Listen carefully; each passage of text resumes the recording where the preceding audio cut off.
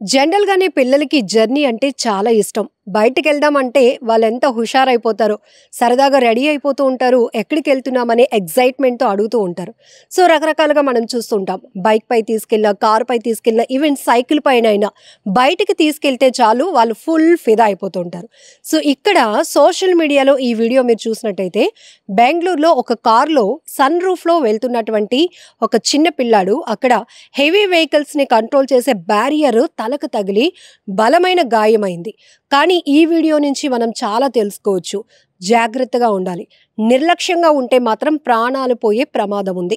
ఇక్కడ sun roof అనేది మనం లైటింగ్ కోసమో, నేచర్‌ని ఎంజాయ్ చేస్తూ మన ట్రావెలింగ్‌ని ఇంకాస్త న్యూ ఎక్స్‌పీరియన్స్ చేయటానికి సన్ రూఫ్ అనేది చూస్తాం. కానీ ఈ మధ్య ఎక్కువ శాతం పిల్లల నుంచి డిమాండు, పెద్దల నుంచి డిమాండ్. సన్ రూఫ్ కార్ ఉంటే మనకి సూపర్‌గా ఉంటుంది. థ్రిల్ జర్నీ చేయొచ్చు. పిల్లలుంటే చక్కగా సన్ రూఫ్ పైన నిలబడి చక్కగా 2 చేతులు చాపుకొని నేచర్‌ని ఎంజాయ్ చేస్తూ వెళ్తారు. పిల్లలకి ఇష్టమైందే కదా మనం ఇవ్వాలి. వాళ్ళ సంతోషమే కదా మన సంతోషం అన్న ఆలోచనతో సన్ రూఫ్ ఉన్నటువంటి కార్స్‌ని తీసుకోవడానికి ఇష్టపడుతున్న వాళ్ళని మనం చూస్తున్నాం.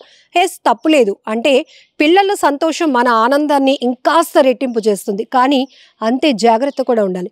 పిల్లలు అనేటప్పటికి వాళ్ళు మనం ఏం చెప్తే అదే ఫాలో అవుతూ ఉంటారు. కొన్ని సార్లు మనం కూడా నిర్లక్ష్యంగా ఉంటాం. అక్కడ ప్రమాదం ఉందా లేదా గమనించం. అక్కడున్న పరిస్థితి బట్టి ఎంజాయ్ మూడ్‌లోనికి వెళ్ళిపోతూ ఉంటాం. ఇక పిల్లలు సన్ రూఫ్‌లో నిలబడి చక్కగా ట్రావెలింగ్‌లో ఉన్నారు అంటే అటు పక్కన చెట్టు కొమ్మలు తగులుతాయా? లేపోతే ఇలాంటి హెవీ వెహికల్స్ కంట్రోల్ చేయడానికి ఉన్నటువంటి బారియర్స్ తగులుతాయా? కరెంట్ పోల్స్ తగులుతాయి ఇవేమి చూడరు. మా నాన్నో లేతే మా అమ్మో చక్కగా సన్ రూఫ్ పైన నన్ను నించోబెట్టారు కాబట్టి వాళ్ళు డ్రైవింగ్ చూసుకుంటున్నారు. నేను నేచర్‌ని ఎంజాయ్ చేస్తూ వెళ్తున్నాను అనుకుంటారు. ఎదురుగా ఉన్నటువంటి ఆ బ్యారియర్‌ను అక్కడ ఆ పిల్లాడు గమనించలేదు. ఈ కార్ డ్రైవింగ్ చేస్తున్నటువంటి వ్యక్తి కూడా గమనించకపోవడం వల్ల ఆ బ్యారియర్ చాలా గట్టిగా తలకి తగిలి ఆ అబ్బాయి మెడ ఇరిగినంత పనయింది. ఎంత దారుణాతి దారుణం. చాలా క్రిటికల్‌గా ఉందంట ఆ అబ్బాయి పరిస్థితి కూడా. ఎందుకంటే అది ఐరన్‌తో ఉంటుంది. మనకు రెగ్యులర్‌గానే తెలుసు. ఇంకొకటి తెలుసా? చాలామందికి ఇలాంటి బ్యారియర్స్ కనబడినప్పుడు మన కారు గానీ, వెహికల్ ఏదేమైనా చాలా లోగానే ఉంటుంది దాని హైట్. అయినా సైకలాజికల్‌గా మనం ఎలా ఫీల్ అవుతాం? దాన్ని ఇలా తల వంచుతాం. అంటే అది మనకి తగిలేస్తదేమో అనే ఒక ఆలోచన. సో, దాంట్లోకి మనం ఎంటర్ అవుతున్నప్పుడు కూడా మనం అదే ఫీల్‌లో ఉంటాం. మరి పిల్లలు అంత అలర్ట్‌గా ఉండగలుగుతారా? సో, ఇక్కడ భారీ వాహనాలు వెళ్ళకుండా ఏర్పాటు చేసిన ఇలాంటి వాటి వల్ల కూడా చాలా ప్రమాదాలు. సో, ఇప్పుడు కార్‌లో కూర్చొని జర్నీ చేస్తే ఆ అబ్బాయికి ఏమీ అయ్యుండేది కాదు. కానీ ఆ అబ్బాయి నించొని ఆ సన్ రూఫ్ దగ్గర ఎంజాయ్ చేస్తూ ఉన్న టైంలో ఈ బ్యారియర్‌ని ఆ పిల్లాడు గమనించలేదు. ఈ డ్రైవింగ్ చేస్తున్న వాళ్ళు కూడా గమనించి అలర్ట్ చేయకపోవడం వల్ల ప్రాణాల మీదకొచ్చినంత పనైంది.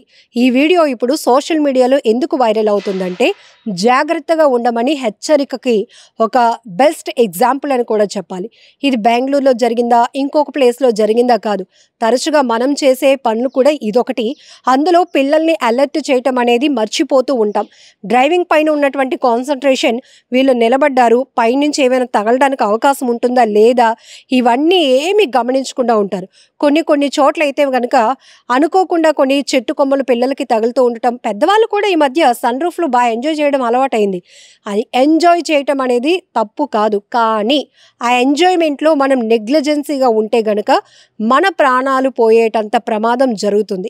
ఇక్కడ ఈ పిల్లాడు పరిస్థితి ఏంటి అనే ఒక ఆవేదన, ఆందోళన కూడా ప్రతి ఒక్కరిలో కనపడుతోంది. సో, అండర్ ట్రీట్మెంట్‌లో ఉన్నాడు. ఆ బాబయితే చాలా క్రిటికల్‌గా ఉందంట పొజిషన్. ఎందుకంటే ఈ ప్లేస్‌లో అంత బలంగా తగిలినప్పటికి ఆ అబ్బాయి మెడ విరిగిపోయినంత పనైంది గాబట్టి చాలా దారుణమైన ఘటన. సో, ఈ వీడియో ఇప్పుడు సోషల్ మీడియాలో వైరల్ అవుతోంది. రోడ్డుపై కాదు కదా! ఇంటి నుంచి బయటకు వెళ్ళినాక పిల్లలు అంటే గనక అది మన బాధ్యతే. వాళ్ళకి ఎటు నుంచి ఏ ప్రమాదం ఎలా వస్తుందో తెలీదు. ఈవెన్ ఇదే కాదు. ఈ మధ్య కుక్కలు కూడా చాలా దారుణంగా వ్యవహరిస్తున్నాయి. వీధి కుక్కలే కదా! రోజు మనం ఈ వీధిలోనే తిరుగుతూ ఉంటాం కదా! అప్పుడు కరవలేని కుక్కలు ఇప్పుడెందుకు కరుస్తాయి? ఇలాంటి లాజిక్ క్వెషన్స్ మానేసి ఇప్పుడు మీకు ఇంకొక వీడియో కూడా చూపిస్తున్నాను చూడండి. ఆ అబ్బాయి ఒక్కడు నడుచుకుంటూ వెళ్ళిపోతున్నాడు. కొంచెం హైవే దగ్గరగా ఉన్నట్టుంది. వెహికల్స్ కూడా ఈ సీసీటీవీలో రికార్డ్ అయ్యాయి. ఒక అబ్బాయి ఒంటరిగా వెళ్తున్నాడు. ఈవెన్ సైకిల్ మీద వెళ్ళే వాళ్ళు, 2 వీలర్ మీద వెళ్ళే వాళ్ళు కూడా కనపడలే. ఎక్కడి నుంచి వచ్చిందో ఒక సరౌండింగ్లో నుంచి వచ్చినటువంటి ఒక కుక్కల గుంపు, ఒక 3-4 కుక్కలు ఎట్ ఏ టైం ఆ అబ్బాయి ఒంటరిగా వెళ్తుండడాన్ని గమనించి, పిల్లాడు అని గమనించి దాడి చేశాయి. చాలా తీవ్రంగా కరిచాయి. కరిచిన చాలా సేపటికి కానీ ఒక ఆమె పరిగెత్తుకుంటూ అక్కడికి వచ్చి ఆ కుక్కల్ని అక్కడి నుంచి చెదరగొట్టి ఆ అబ్బాయిని ఎత్తుకొని ముందుకు తీసుకెళ్ళిపోయింది. ఇది కూడా పెద్దవాళ్ళ నిర్లక్ష్యమే. రోడ్ల పైన పరిస్థితులు ఎలా ఉంటున్నాయి మనం చూస్తున్నాం. కిడ్నాప్లు జరుగుతున్నాయి. పిల్లల పైన కుక్కలు విచక్షణ రహితంగా దాడులు చేస్తున్నాయి. ఎందుకంటే వాటికి ఫుడ్ దొరకక ఏవైతే వాటికి ఆహారంగా ఉంటాయి అనే ఆలోచనతో చిన్నపిల్లలు, పెద్దవాళ్ళు, ఉయ్యాల్లో వేసినటువంటి పిల్లల్ని కూడా ఎత్తుకుపోతున్నటువంటి పరిస్థితులు ఉన్నాయి. మరి పిల్లలకు తెలుస్తుందా? మా అమ్మల వాళ్ళ ఇంటికి వెళ్ళి రమ్మంది, అదొకటే తెలుసు. ఇటు నుంచి కుక్క వస్తుందో అటు నుంచి ఇంకోటి వస్తుందని వాళ్ళకి తెలియదు.